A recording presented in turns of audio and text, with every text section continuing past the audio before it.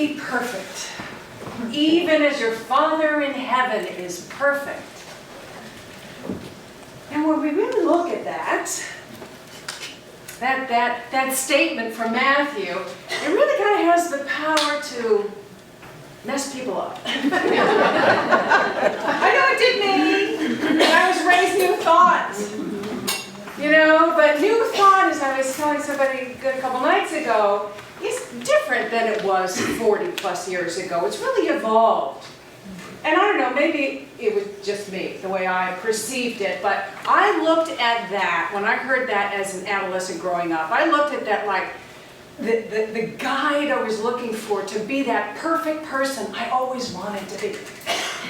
I felt like I needed to be literally perfect in order to manifest my good. Or probably more deeply, in order to be loved. And so I tried to behave perfectly, I tried to pray perfectly, I tried to have the perfect posture when I was meditating. I tried to be the perfect friend, I tried to look perfect. I had this idea of what a teenage girl looks like. Some of you women can relate to this. And I did everything I could to look like that. Right? But because there really is no such thing as perfection, it's really just a myth. I fell short. And when I fell short, I felt terrible about myself. And I just continued to try to do this, and it didn't happen, and I fell short, and, I just felt like a failure, a loser, not good about myself. And so I had enormous self-esteem issues.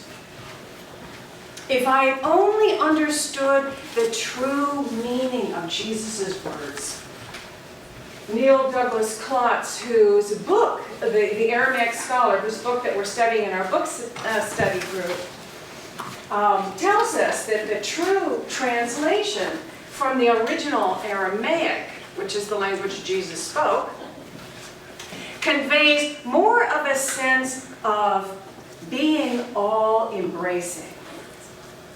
Being all-embracing, not perfect.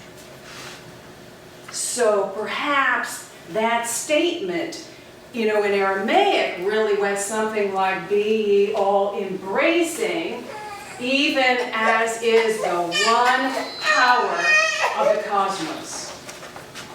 The one power of the cosmos, not God up there in heaven outside of us, who's, we have to appease in order to be in His good graces. No, it's that love intelligence, that vibration, that essence, that birther and breath of all life that's in everything. That light that's in everything and within us. And that very nature is all-embracing. And when we are all-embracing, we're in alignment. We're in alignment with the divine. So quite a different understanding, isn't it? And if you think about it in context, it makes sense, because Jesus was just talking about love your enemies and pray for those who persecute you. So being all-embracing, that makes sense. That's being all-embracing. And when we can be all-embracing of ourselves, the so-called perfect and imperfect, the places where we have great understanding and where we're still kind of coming from that humanness. Where we're in alignment and when we aren't. And we can embrace it all. God, then we can open to peace. Experience peace and joy and love and compassion.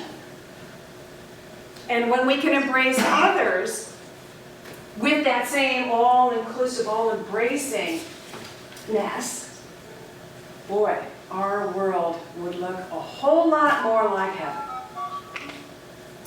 You can always do that.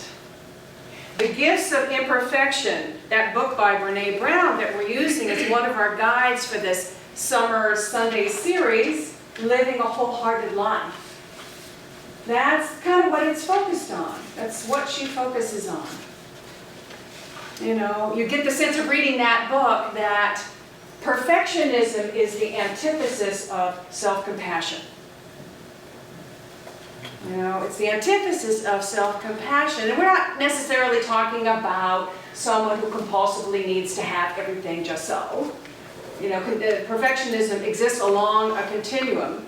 In fact, Brene says we all have perfectionistic tendencies, whether that's needing to look perfect, or behave perfect, or respond perfect, or parent perfect, or, you know, be the perfect friend, or the perfect citizen, or the perfect girlfriend, or the perfect boyfriend. Hi. It's exhausting. And it can lead to depression and anxiety and addiction. Or we drive everyone around us crazy. That's the other thing. What's that? Perfectly. Perfectly. I know. And shame, she tells us, is the birthplace of perfectionism. Shame is the birthplace of perfectionism. And when you think about it, it makes sense. So, you know, if there's no such thing as perfection, but we keep striving for it, we keep thinking there is, keep striving for it whatever way we do, and then we fall short, as we inevitably do, we feel shame. And repeated over and over for a long enough time leads to that big, fat, false belief that I'm not good enough. You know? So, that's what we're going to be looking at today, talking about today. You know, that thing, she calls it life paralysis. It can lead to this life paralysis where, you know, you have this fear of you can't do it well enough, so you're just not going to do it at all. You're not going to follow your inner guidance at all.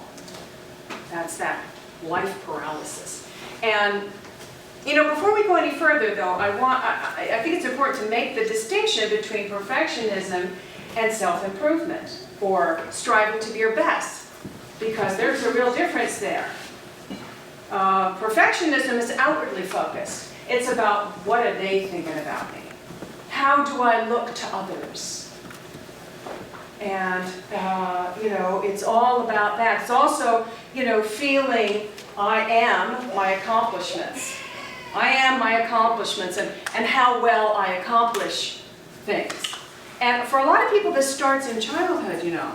If you were praised and rewarded for achieving and performing, whether that's for good grades or achieving in sports or winning awards or even people-pleasing behaviors, that feeds that growth of perfectionism. Self-improvement, on the other hand, striving to be your best, is about doing what you can to be the best you can be, for your own sake, not for anyone else's. It's for your own, it's your own, realizing your own innate potential, your own evolution. So see the difference? Now, that said, sometimes this gets a little tricky when you're raising a child who loves to perform.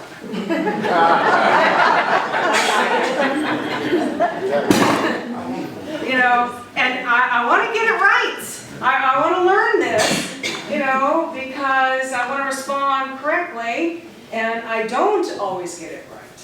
So, as many of you know, one of my daughters, Olivia, is a singer, dancer, actress, and she has been on this track all year, this competition, singing competition, musical theater singing competition, which starts at the local level and then goes to the state level, and then when you win that, it goes to the regionals, and if you win that, you're invited to audition for the nationals, and if you pass the audition, you go and compete with everyone else from the United States in the nationals.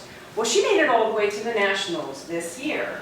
And we just got back from Chicago, where she was competing in the semifinal round. Now, I'm always of two minds about this.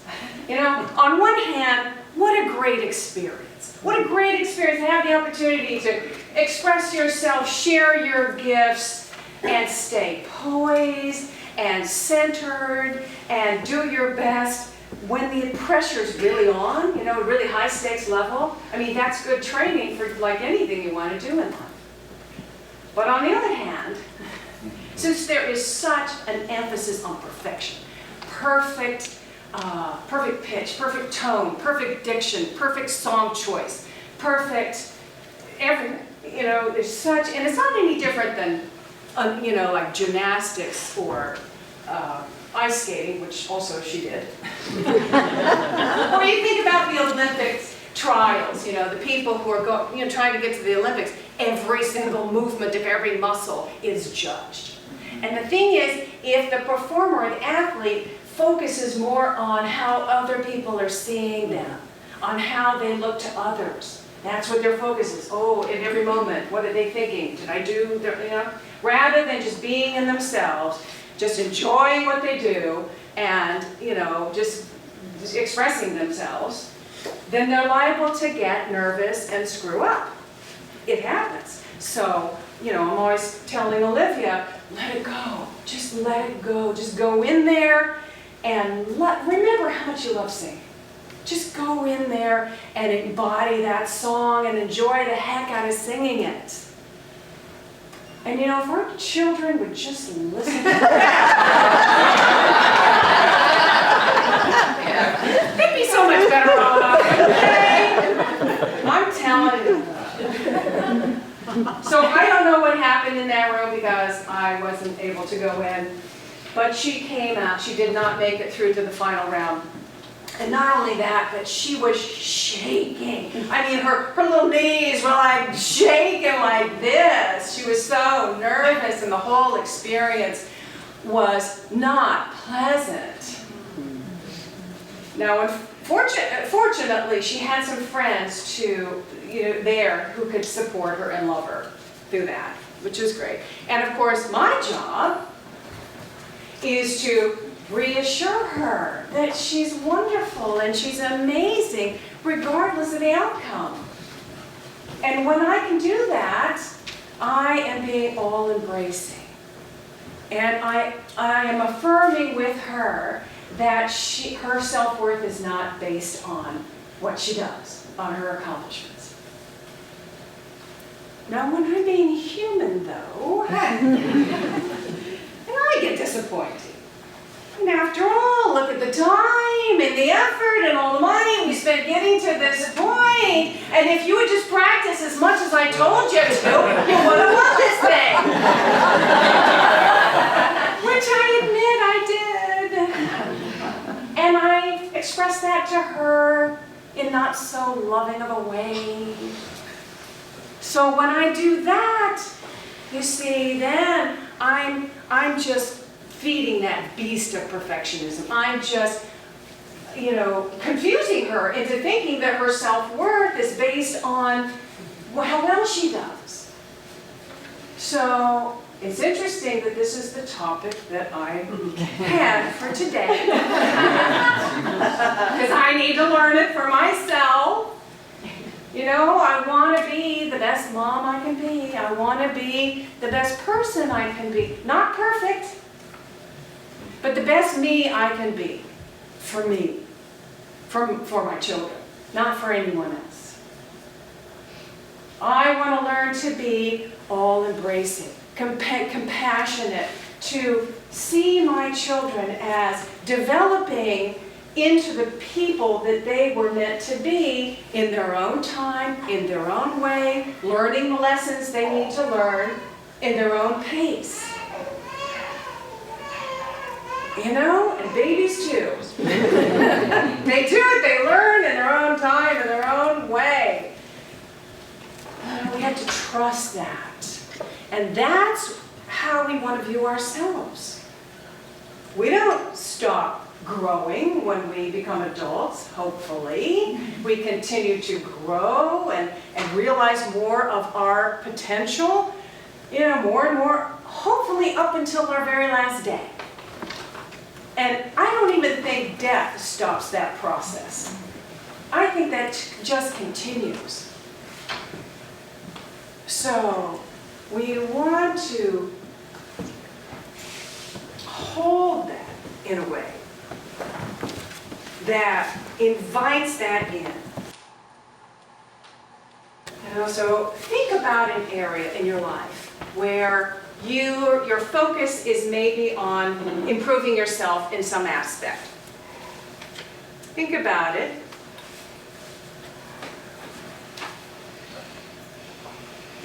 And investigate whether you're motivated to make that change because of some innate desire to be your best, to express the best that is within you for your own sake, in your own way. Or are you motivated to make that change because of how others will view you? That maybe they'll think more highly of you, and then you think you'll feel better about yourself. It's important to make that distinction. So if it is the latter, or if maybe you've gotten stuck in that life paralysis thing, or there's some area that you just don't feel good about yourself, I invite you to just open to the imperfections that are in that. And just hold that, just embrace that. Feeling vulnerable and inadequate, it's a universal experience. That's the research that Brene Brown has found, that shame is our shared human experience. It's our shared human experience. In fact, she says, it is in the process of embracing our imperfection that we find our truest gifts: courage, compassion, and connection. Remember, we talked about that the first week: courage, compassion, and connection. And when we can open to that, so I have to tell you that, once I finally realized what I was doing with my daughter, I owned it. And I went to her, and I apologized. And I assured her that I love you. You're wonderful. I don't care what you do, where you go. You're wonderful. And we had that, we shared that, a vulnerable moment of connection. Connection, that's the reward when we can be vulnerable. It so works. That's the reward. So, a good exercise to do is to think about that area that you feel inadequate or unworthy or imperfect in some way. And just hold it. Just embrace it like you would a baby. A baby that you love. And if you're holding a baby that you love and that baby poops its diaper, you don't go, oh, how disgusting. You toss it to the side. At least I hope. No, you smile, you may say, who's got a poopy diaper?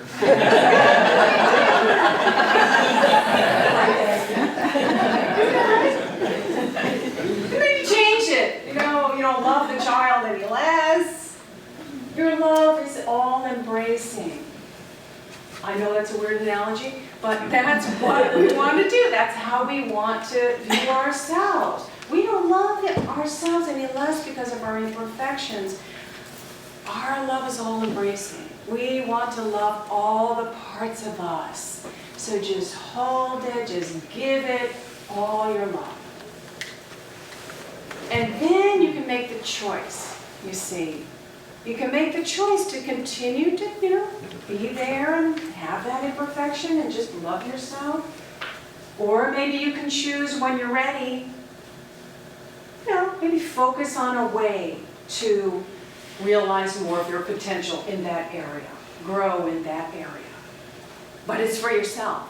It's not for anyone else. It's your own evolution. So that's how we begin to cultivate self-compassion. And it takes courage. Remember that first week we talked about courage. That root word of courage is core, it's heart. It comes from the heart. Our courage comes from our heart.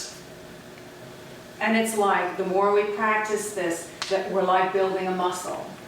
And so that ultimately, we truly,